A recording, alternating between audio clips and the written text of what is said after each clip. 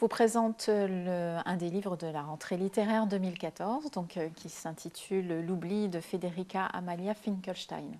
Un livre particulièrement intéressant qui est écrit par une jeune femme étudiante en philosophie.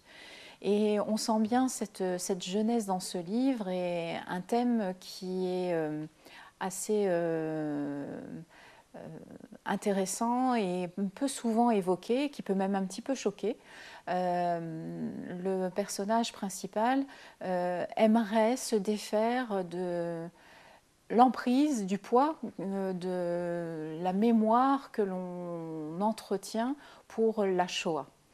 En fait, le personnage principal a eu un grand-père qui est passé par Auschwitz. Et c'est un véritable poids sur l'ensemble de la famille. Et cette mémoire collective, elle aurait aimé l'oublier. Donc elle l'oublie avec une vie un petit peu particulière. Elle a souvent le casque sur les oreilles. Elle écoute en boucle One More Time de Daft Punk. Elle est fan de Coca-Cola, de Pepsi-Cola, elle ne vit qu'avec ça quasiment. Elle vit essentiellement le soir, la nuit, au petit matin. Elle a une vie un petit peu décalée et justement elle aimerait se démarquer de toute la génération qui porte en elle la mémoire historique. Jusqu'au jour où elle rencontre la petite fille d'Eichmann. Et au cours de cette rencontre avec la petite fille d'Eichmann, dans la discussion, la fameuse petite fille n'arrive pas à se rappeler, à se remémorer du nom de ce fameux camp. Elle l'a sur le bout de la langue et Auschwitz n'arrive pas à sortir. Et c'est là un petit peu que se situe le déclic du personnage. C'est très difficile, elle se rend compte pour elle d'arriver, de parvenir à cet oubli. Et voilà, c'est un petit peu le récit de ce détachement et à la fois de cette impossibilité de se détacher de la mémoire collective. C'est un livre que je recommande à tous, mais aussi particulièrement aux adolescents, ceux qui sont en terminale et qui découvrent la philosophie.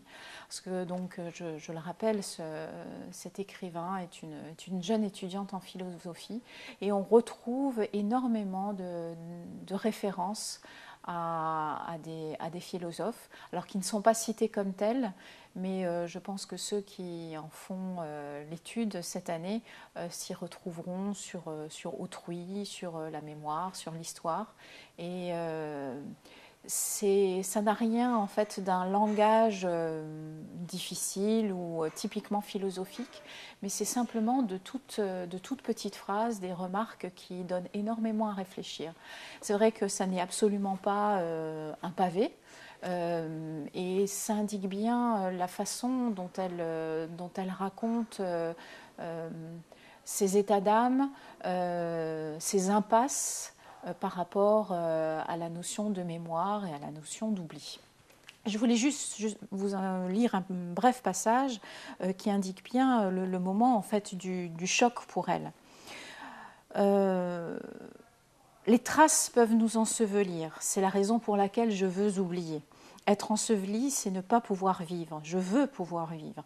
Il y a des traces qui flattent notre orgueil, d'autres qui nous rassurent, d'autres qui nous bousculent et nous font peur. Se sentir rattaché à quelque chose, à une histoire, à un nom, à une généalogie, à un être, à une famille, cela est important. Une trace aussi peut blesser. Je me sens blessée par certaines traces. Et vendredi soir, Martha Eichmann a remué un poignard dans mes blessures. Le poignard, c'était son nom, son ignorance, son invisible sentiment de triomphe. Et il y a dans ce livre aussi toute une histoire un petit peu sur...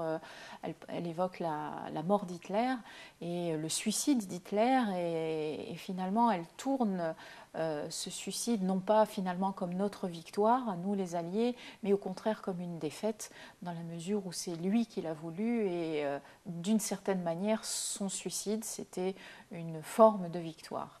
Donc cette façon de présenter les choses un petit peu à l'envers est particulièrement intéressante et je la recommande à tous.